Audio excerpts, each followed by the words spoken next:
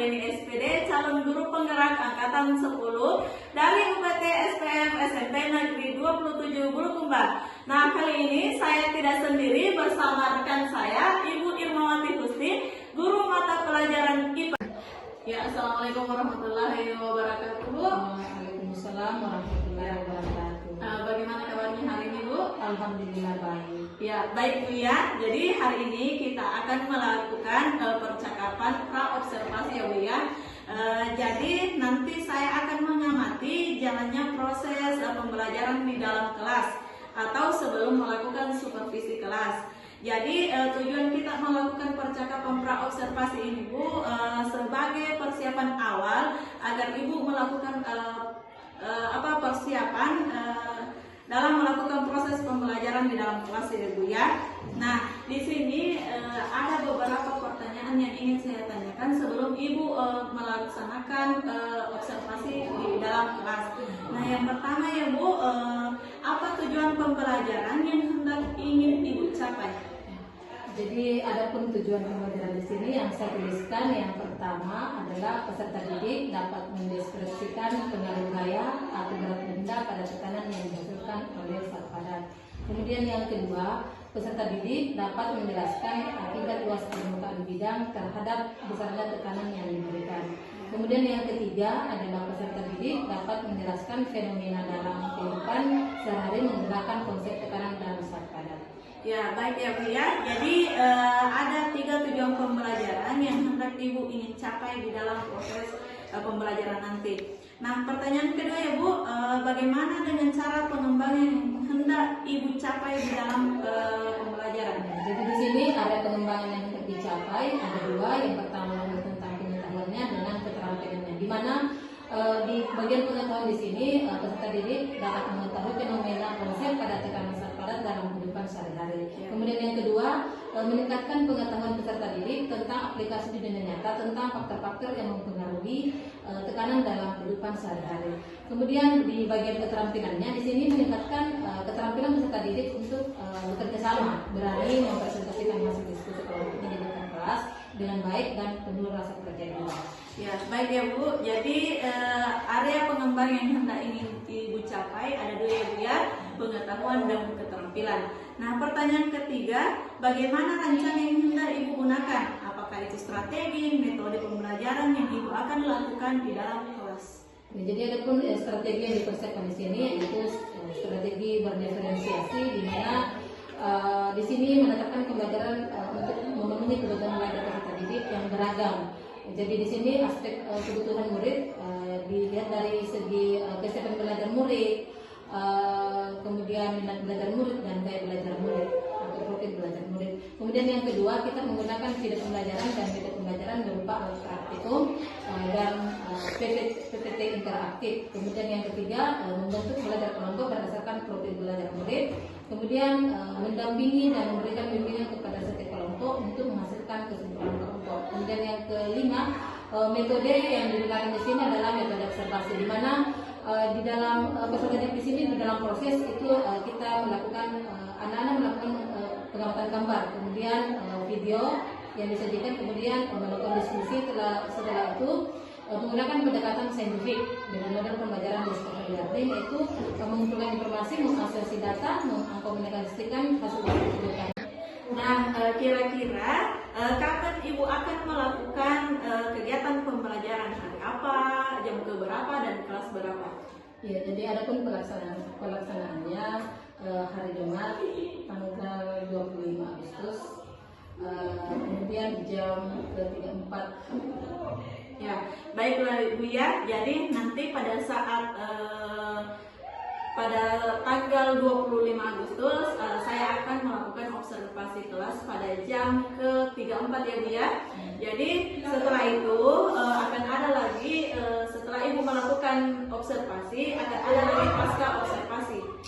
Baik Bu, terima kasih atas waktunya hari ini Bu.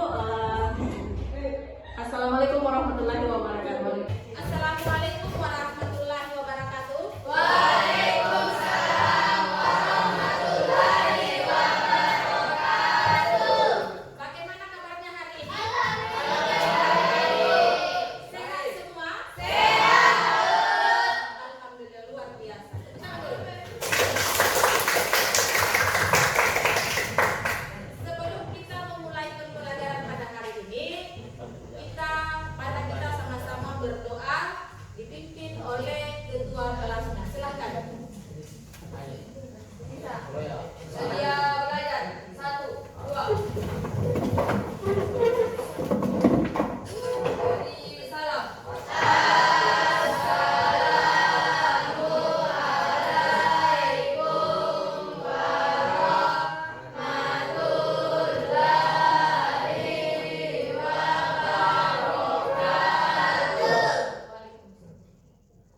Pembacaan jawab.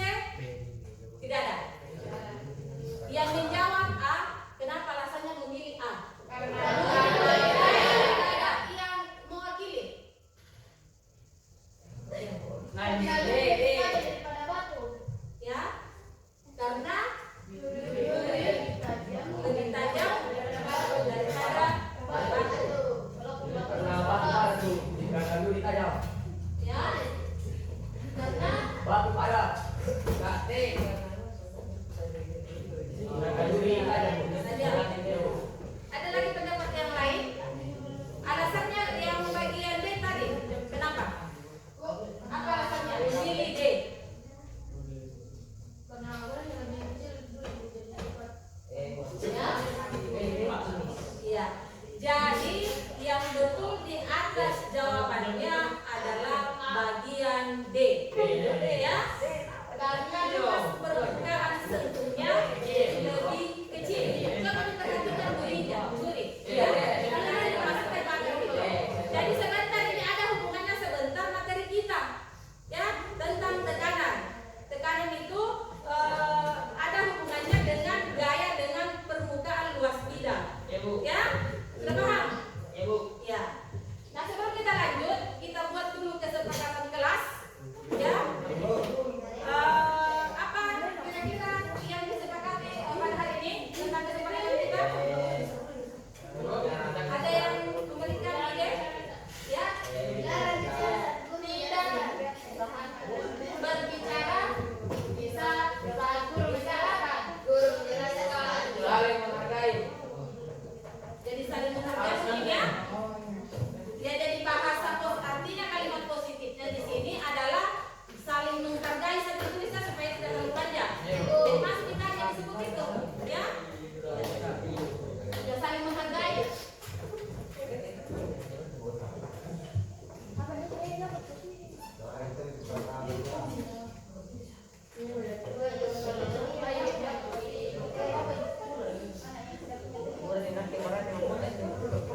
Ada lagi? Ya. Berpakaian rapi.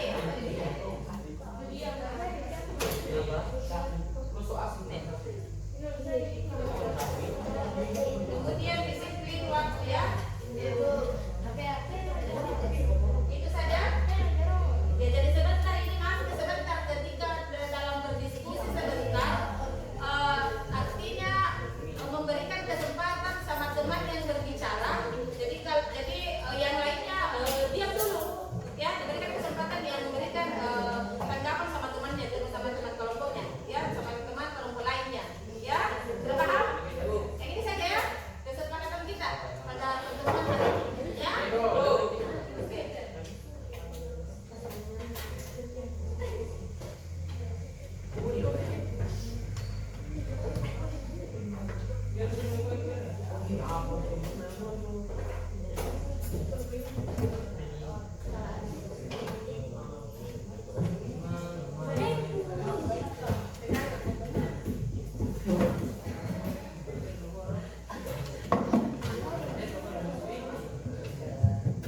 Baik, ya, jadi diperhatikan di atas.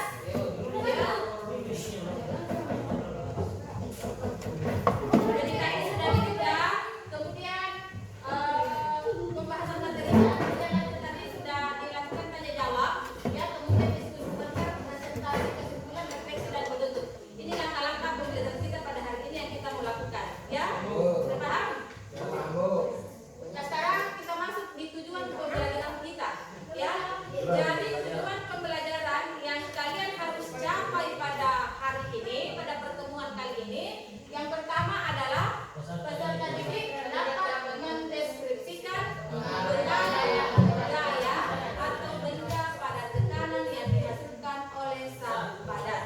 Ya. Kemudian yang kedua, tujuan pembelajaran yang kedua adalah peserta didik dapat menjelaskan akibat luas permukaan bidang terhadap besarnya tekanan yang diberikan. Ya. Kemudian yang ketiga, peserta didik dapat menjelaskan fenomena dalam kehidupan dengan menggunakan konsep tekanan pada zat padat.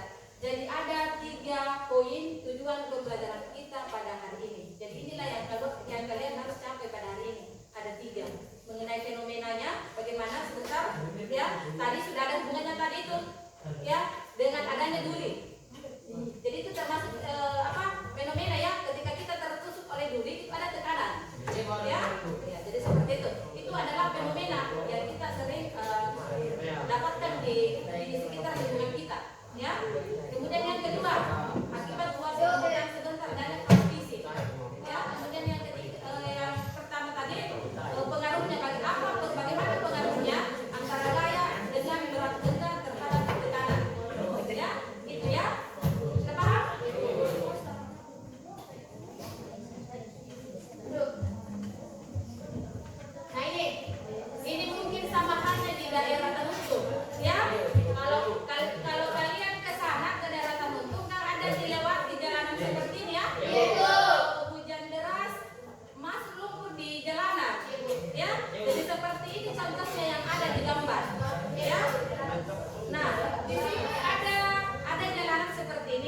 ini mungkin sering lakukan ini, ada mungkin pernah ya salah seorang di sini yang melakukan dengan menggunakan sepatu boot dengan hak tinggi. Ya ini bisa digunakan oleh jasa perempuan. Ya. Ya. Ini ada perlakuan di sini yang ditampilkan. Jadi sebenarnya akan ada pertanyaannya ini sekedar gambaran, ya, untuk masuk di materi inti. Nah sekarang tekanan itu, jadi tekanan itu ada tiga jenis. Ada tekanan zat padat, ada zat cair, dan tekanan zat gas. Tapi pertemuan kali ini kita masuk dulu yang pertama tentang tekanan zat padat, ya. Nah sekarang pahami dulu konsepnya, apa itu tekanan? Ada yang bisa? Apa itu tekanan? Angkat tangan yang bisa menjawab. Yang bisa menjelaskannya silahkan Uli. Tekanan adalah gaya yang bekerja pada suatu bidang setiap satuan luas di bidang. Kata lain jumlah gaya yang diberikan dibagi dengan luas permukaan. Ayo, gitu ya. Ada di atas ya. Cuma kita mengulang kembali. Nah sekarang jadi ada rumus untuk mencari tekanan. Ya, jadi di sini ada hubungannya antara gaya dengan luas bidang. Jadi di sini ada rumus yang diturunkan bahwa tekanan itu sama dengan F per A, di mana P itu adalah tekanannya. Kemudian F itu simbol dari gaya. Kemudian A itu termasuk jadi masing-masing ada di atas simbolnya, kemudian satuannya. Kalau tekanan apa satuannya? Kalau luas bidang apa satuannya? Jadi sudah tercantum di atas. Sudah dipahami? Ada yang mau bertanya sampai di sini? Sudah paham? Sampai dirumus? Ya? Sudah? Yang ada di bahan bacaannya di situ contoh soal, ya. Jadi seumpama sudah dilihat sebentar, lantas ada yang belum masih mengerti, silakan ditanyakan sebentar, ya. Nah ini contoh penerapannya. Pernah biasa memotong kayu atau membelah kayu menggunakan kapak? Ada? Artinya tidak pernah dilakukan, tapi kadang di tetangga kita pernah melakukan itu. Nah ini salah satu contoh penerapan materi tentang materi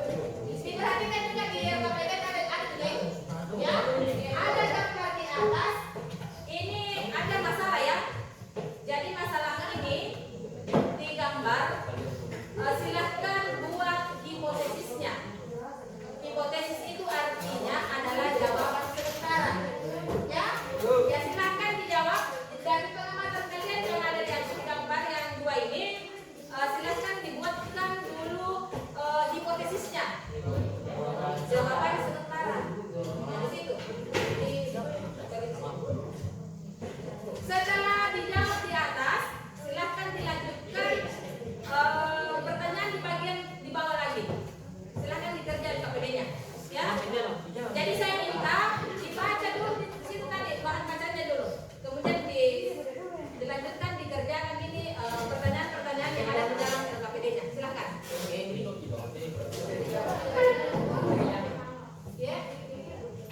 Iya. Baik-baik sebentar hasil dari diskusi kelompok 2. Kalau ada yang bisa menanggapi sebentar hasil diskusinya, silakan. Ya, angkat tangan. Ibu. Ya, apa di bawah?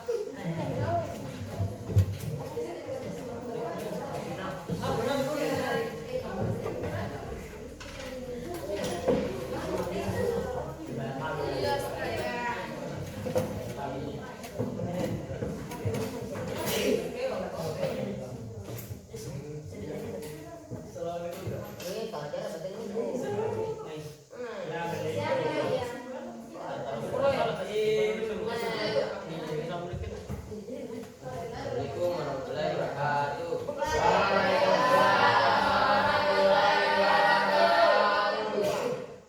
Kami akan mempresentasikan hasil diskusi kami yang akan dibacakan oleh Andi Keca.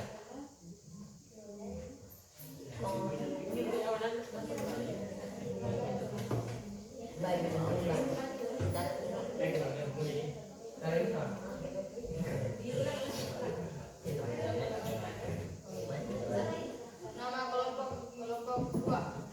Nama anggota kelompok Mahfud, Andi Keca, Baik Saputra,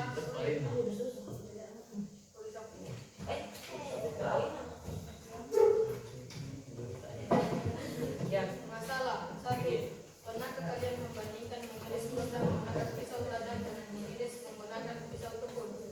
Lebih mudah mana? Kira-kira faktor apa yang mempengaruhinya? Jawaban: pisau tajam, karena pisau tajam memiliki ujung yang lebih tipis daripada pisau tumpul. 2. Apakah terdapat perbedaan ketika menekan pulpen dengan telapak tangan dengan posisi pulpen di bawah dan di atas? Jika ya, faktor apa yang mempengaruhinya? Jawaban: ya, karena pulpen memiliki satu ujung yang tajam dan satu Bijak semua itu masuk di analisis ya. Awas 1. Letakkan uang logam pertama pada posisi dengan posisi vertikal. Lakukan logam dengan posisi vertikal seperti pada gambar samping. 2. Berilah dorongan pada kedua uang logam tersebut dengan benar besar dorongan pada gugatan yang sama. 3. Ambil kedua kemudian amati kesalahan bekas uang logam tersebut. Tahap 2. Letakkan uang logam pertama pada plastisin A dan B dengan posisi vertikal seperti pada gambar di samping. 2. Berilah dorongan pada uang logam pertama dengan dorongan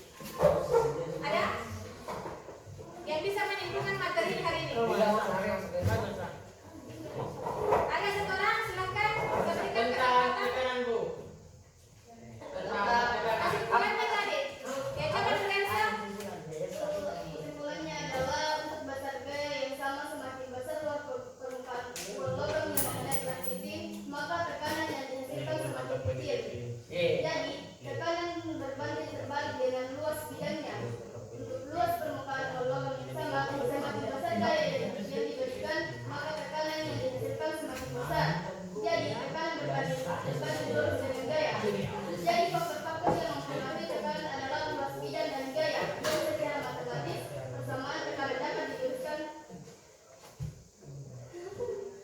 Dengan P sama dengan dengan P sama tekanan sama dengan gaya per luas bidang. Terbalik dengan luas bidangnya. Jadi itulah kesimpulan ya. Kemudian untuk pertemuan berikutnya kita masuk materi tentang tekanan zat cair. Ya, jadi silahkan buka atau browsing di internet materinya itu, cari di internet, cari juga tentang tekanan zat cair. Ya, nanti kita ketemu pada pertemuan berikutnya. Insyaallah. Ya, semoga saya selalu dan saya akhiri dengan ucapan Assalamualaikum warahmatullahi wabarakatuh. Assalamualaikum warahmatullahi wabarakatuh. Jumpa lagi dengan saya Nurleni SPD, calon guru penggerak angkatan 10 dari UPT SPF SMP Negeri 27 Bulukumba. Nah, di video kali ini saya dibersamai oleh Ibu Irmawati Husti selaku guru IPA pada UPT SPF SMP Negeri 27 Bulukumba. Nah, Assalamualaikum Ibu. Waalaikumsalam. Ya, bagaimana kabarnya hari ini, Bu? Alhamdulillah baik. Ya, alhamdulillah, Bu ya. Nah, begini Bu, karena kita sudah melaksanakan pra-observasi, kemudian observasi di dalam kelas. Nah, pada hari ini kita akan melakukan percakapan pasca observasi, di mana Ibu kan sudah melakukan atau melaksanakan observasi di dalam kelas, dan pada saat itu saya mengamati proses pembelajaran yang dilakukan. Nah, baik Bu. Bagaimana perasaan Ibu setelah melaksanakan observasi di dalam kelas? Ya, jadi saya merasa senang karena saya melihat siswa antusias di dalam proses pembelajaran di kelas tadi. Oh iya Bu ya. Jadi Ibu merasa senang ketika melakukan proses pembelajaran di dalam kelas. Nah, menurut Ibu, apakah proses pembelajaran sesuai dengan yang direncanakan sebelumnya, Ibu?